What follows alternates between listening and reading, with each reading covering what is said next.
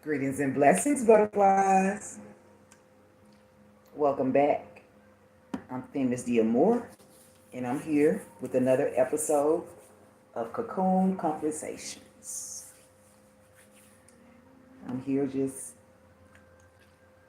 doing the last bit of my touches on preparing myself for this reading, for this conversation, rather. This conversation is going to be about us tapping into our abilities, our spiritual abilities.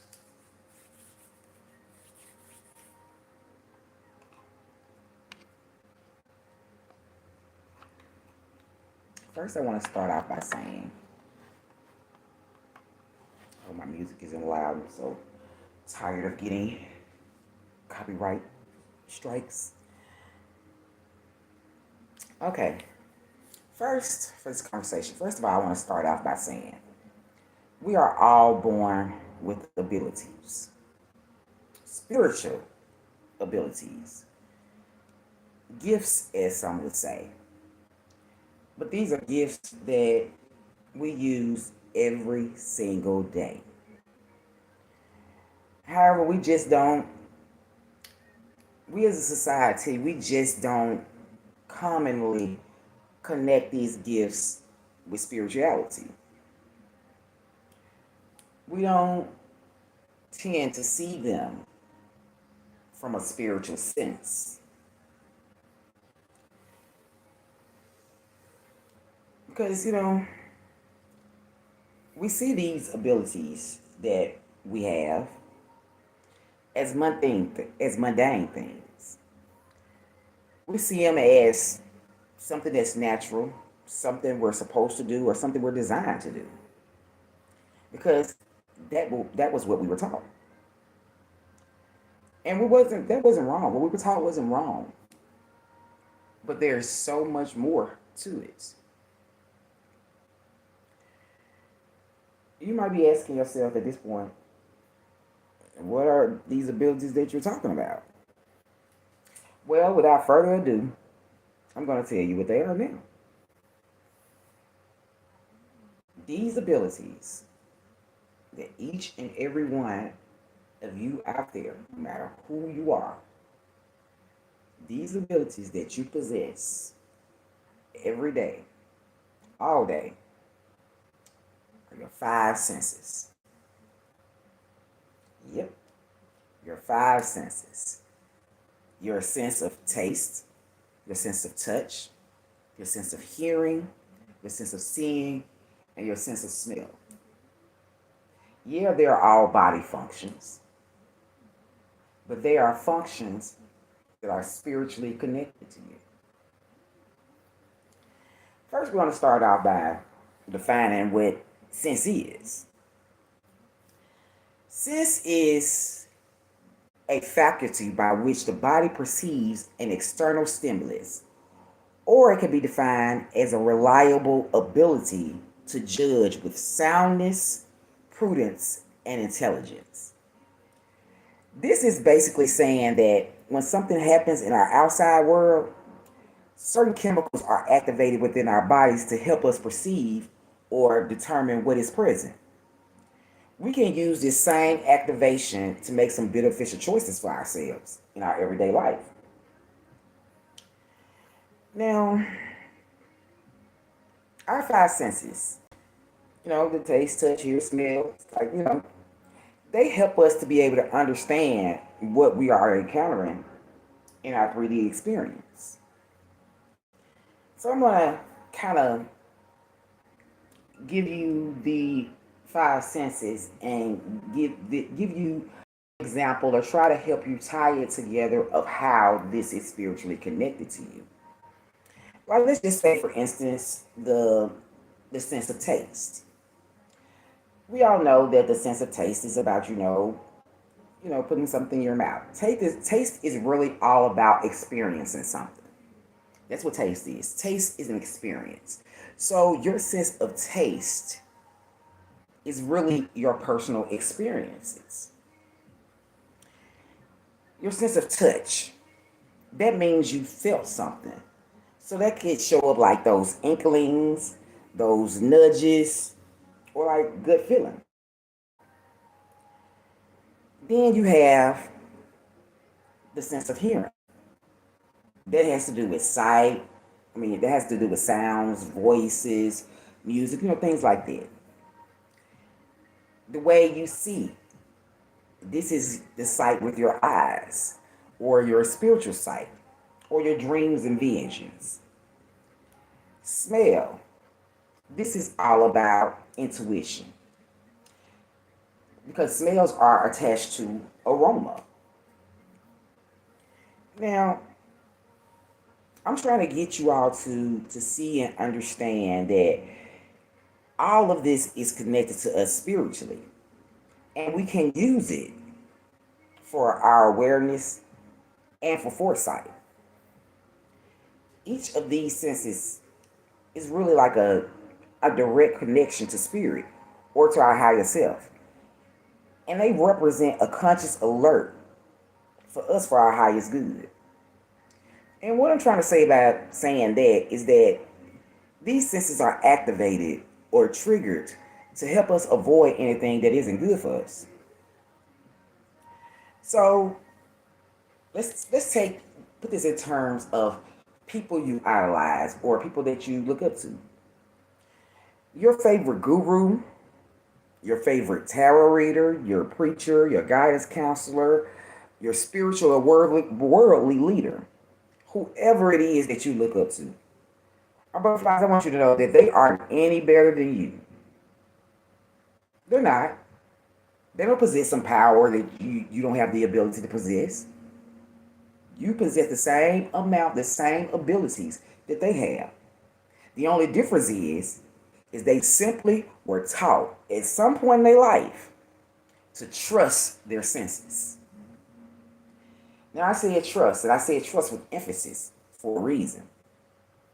Because trust is what you're going to need in order to recognize and follow the stimuli that the outside world is producing in our bodies. So we have to do stuff like train our bodies and our mind to be aware of what we've gotten a taste of, for example, sense of taste. This means that we have to learn how to become aware of when we know we've already been through something before. We have to learn how to be aware of when something is showing up as a repeated pattern or a cycle. That's your sense of taste. If you already gotten a taste of something and you see it again, that's a repetition. That's a pattern. And you can use those repeated patterns as clues to something is wrong here. I may need to look at this. You also have to learn how to trust those inklings, those nudges. You have to learn to trust, what you feel. What excuse me. I'm sorry, I got a message. Hold on. Okay. You have to learn how to trust those inklings, those things that you feel, those nudges, that good feeling. You got to learn how to trust those feelings because you get those feelings when something is good for you or when something is bad for you. So those feelings, those emotions in you, they're not for nothing. You can use those as a guide as well to spiritually align yourself with your desires. You also have to learn how to trust what you hear, whether that's through sound or whether that's through music, whether that's through voice. That could be even your spiritual connection. You may hear it in your mind and not with your ears. But what I'm trying to get you to see is that you have to learn how to trust even those things that you hear. You're also being called to trust what you. This means letting your vision guide you. This could be those dreams, those rare sightings, those things you see with your own physical eyes as well. They could also be those things that you see with your spiritual foresight. So trust those things. And you also, last but not least, you also have to learn how to trust when something smells off. When something smells fishy, that is your intuition. As I said, smell is tied to aroma. So, you know how when you smell something, the smell of it can either draw you in or repel you. You can use this sense as your spiritual sense, alerting you of what's good for you and what's bad for you by using your sense of smell. You know how when you hear something, somebody tell you a lie, or whatever, and you smell something fishy about it. It's something just. Have you ever noticed that your body naturally reacts like back, or your face crunches up, or you wrinkle your nose up, or something? Those are responses to your spirit alerting you to something's wrong with what you're hearing. So trust these senses, my butterflies. Now, my intention with this whole conversation is to try to give us all practical ways that we could connect our everyday 3D senses with our spiritual sense. And we can learn how to utilize them all for our highest good. My aim is to really encourage you that you are all indeed powerful. And that if you didn't know it, or you were never given the answers, or even if you gave your power away, my hope is to assist you in reclaiming your power. And I'm using the word reclaiming because you never lost it. It was always there. It was just lying dormant, waiting for you to tap back into it. If you all have appreciated these messages that I have left you all with, please like, share, comment, and subscribe. I would greatly, greatly appreciate it. I hope that these messages helped and assisted you in some type of way, and it helps you to understand that you have abilities just like anybody else you look up to. You just need to focus on them. Be intentional with them. And like I said, most importantly, trust them. Trust is the thing that you need the most out of all of this. It's the most important component to having these senses. Is you learn how to trust them. You learn how to lean into them. And there are often times when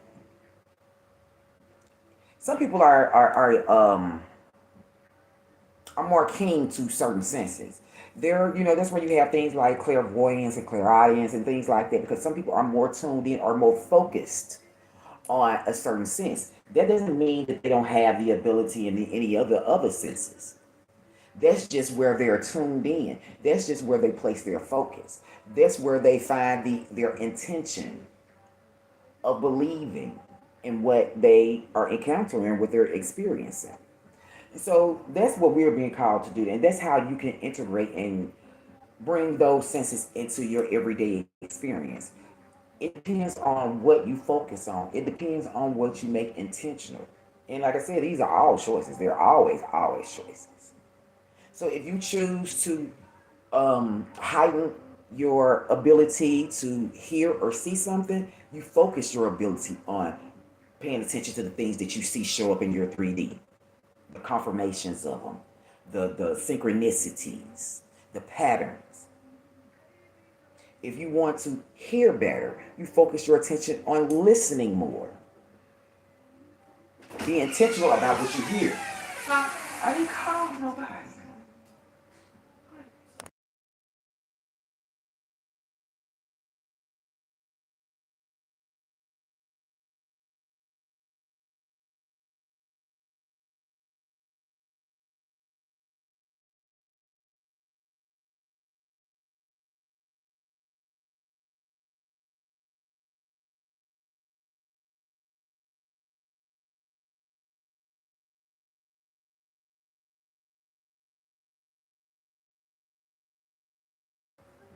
Excuse me, y'all.